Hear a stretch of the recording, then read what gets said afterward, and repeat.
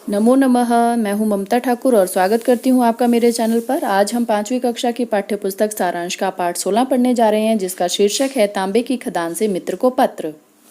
सबसे पहले देखिए इसके मौखिक भाग को। पहला प्रश्न है, यह पाठ किस शैली में लिखा गया है? उत्तर, पत्र शैली में, क्योंकि यह पत्र एक व्यक्ति ने दूसरे व्यक्ति को लिखा है, इसलिए इस पाठ को हम पत्र शैली में लिखा हुआ कह सकते हैं। दूसरा प्रश्न, तांबा किसका अच्छा सुचालक है? तांबा, सुचालक का अर्थ होता है चलाने वाला, अर्थात तांबे के द्वारा किसे अच्छी प्रकार से चलाया जा सकता है। उत्तर, विद्युत, बिजली का। पछोरन किसे कहते हैं? पछोरन कहते हैं बची हुई मिट्टी को। लिखित भाग, तांबे का प्रयोग किस किस में होता है? उत्तर, विद्युत उत्पादन केंद्रों, जनरेटरों, टेलीफोन और मोटर के तारों में तांबे का प्रयोग होता है। प्रश्न 2, किन किन देशों में तांबा पैदा किया जाता है? उत्तर, America, Bharat, Chile, Zambia, Zaire, रूस, स्पेन तथा मेक्सिको में तांबा पैदा किया जाता है। प्रश्न 3, भारत में तांबे की खानें कहाँ कहाँ हैं? उत्तर, भारत में इसकी प्रमुख खानें राजस्थान के खेतड़ी, चांदमारी में, बिहार के सिंहभूमि, राखा, मोसाबनी, हजारीबाग में तथा कर्नाटक के हसन में। यहाँ पर थोड़ा सा कट गया है, इसलिए मैं लिख कर बता देती हूँ आपको कैसे लिखना है। हसन और चित्रदुर्ग में है। प्रश्न 4, खानों से तांबा कैसे निकाला जाता है? उत्तर, पहले खानों में बरमे से 15 मीटर तक गहरे छेद किए जाते हैं, फिर उनमें पलीता लगाकर विस्फोट किए जाते हैं। इससे जमीन और चट्टान में दरार आ जाती है और वहां ताम्र अयस्क का मलबा इकट्ठा हो जाता है।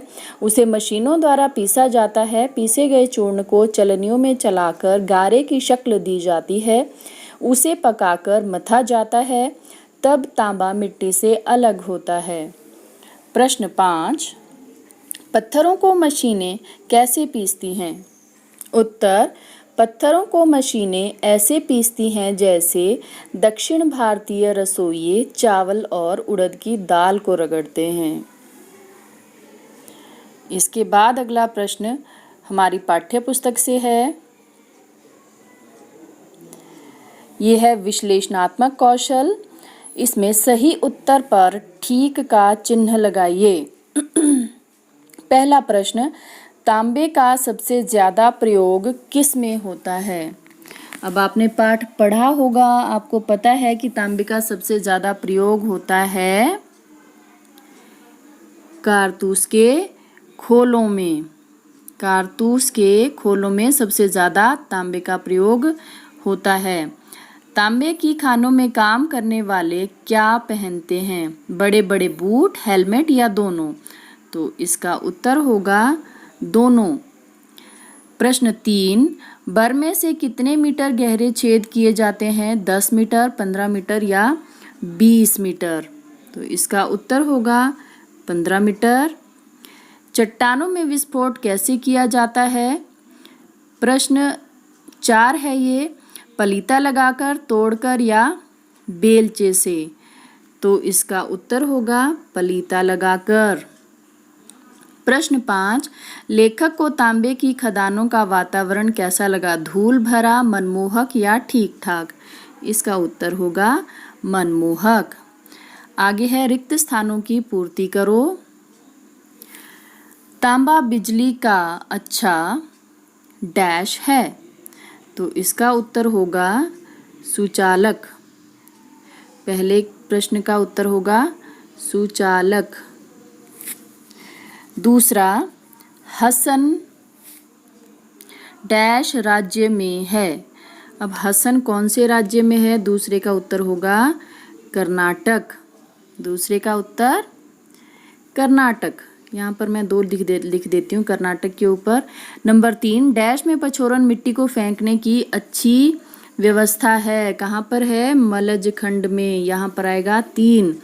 तांबे मिले गारे को डैश किया जाता है, क्या किया जाता है, मथा जाता है, तो यहाँ पर आएगा 4। यहाँ किसी प्रकार का डैश नहीं है, प्रदूषण नहीं है, तो यहाँ आएगा 5, सुचालक में आ गया 1। ये रिक्त स्थान आप समझ गए होंगे। चलिए अगला प्रश्न आपको बता रही हूँ। भाषा की बात एक वचन रूप लिखो। खदानों, खदानों का हो जाएगा खदान, तारों का तार, जनरेटरों का जनरेटर, पाइपों का पाइप, चलनियों चलनी, चलनी में न में बड़ी की मात्रा आएगी अब, खोलों का खोल। प्रश्न 2, नीचे लिखे वाक्यों में क्रियापद के नीचे रेखा खींचो। वैसे मैंने थोड़ा सा खींच दी है आपको दिखाने के लिए, अभी फिर से मैं इनको हाईलाइट कर देती हूँ ताकि आपको समझ आ जाए, ठीक से नज़र आ जाए। मैं यहाँ तांबे की खदानें देखने आया हूँ, इसमें क्रियापद है देखने आया हूँ। तुम्हें आनंद आ गया होगा, यहाँ पर क्रियापद है आनंद आना, आ गया होगा। पछोरन को फेंक देते हैं, यहाँ पर क्रियापद है फेंकना। मलबे को बड़े बड़े डंपर भरकर ले जाते हैं, मैं तुम्हें बताना चाहता हूँ, ये है इसमें क्रियापद। प्रश्न 3, सर्वनाम, जो शब्द संज्ञा के स्थान पर आते हैं उन्हें सर्वनाम कहते हैं। ये आप जान चुके हो क्योंकि ये आप अपने व्याकरण भाग में पढ़ चुके हो। नीचे लिखे वाक्यों में से सर्वनाम छांटकर सामने लिखो। क में है मैं पत्र लिख रहा हूँ। अब यहाँ पर सर्वनाम क्या है, मैं, क में आएगा मैं। उसके बाद ख है वह अपना काम कर रहा है, तो ख भाग में उत्तर आएगा वह। ग भाग तुम कब जाओगे, तो ग में आएगा उत्तर, ग में है सर्वनाम तुम। उसके बाद है हम घूम रहे हैं, तो इसका उत्तर होगा हम। कौन आया है, इसमें है सर्वनाम कौन। उसके बाद कोई चिल्ला रहा है, इसमें सर्वनाम शब्द है कोई। प्रश्न 4, इस पाठ में से 5 व्यक्तिवाचक संज्ञाएं छांट कर लिखिए। अब आपने पाठ ध्यान से पढ़ा होगा तो आपको स्वयं ही इसका उत्तर मालूम हो गया होगा। इसमें बहुत सारी व्यक्तिवाचक संज्ञाएं प्रयुक्त हुई थी पाठ में, जैसे कि अमेरिका, बहुत सारी हैं वैसे तो, कुछ एक मैं आपको बता देती हूँ। अमेरिका, भारत, रूस, जायरे और मलज खंड, ये भी व्यक्तिवाचक संज्ञा है, मलज खंड। उसके अलावा राजस्थान, राजस्थान ये भी है। तो 1 2 3 4 5 6 बहुत हो गई। आपसे 5 पूछी गई थी, आप ये 5 मैंने 6 आपको व्यक्तिवाचक संज्ञाएं इसमें बता दी हैं। इसके बाद है वाक्य बनाओ। वाक्य बनाओ में पहला है तांबा,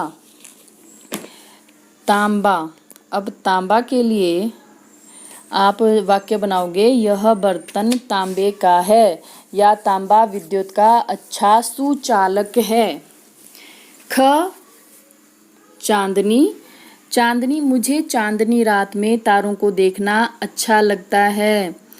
मनमोहक, बच्चों की मनमोहक मुस्कान देखकर मैं बहुत खुश हुआ, या रसोई घर से आती हुई मनमोहक खुशबू से मुझे भूख लग गई।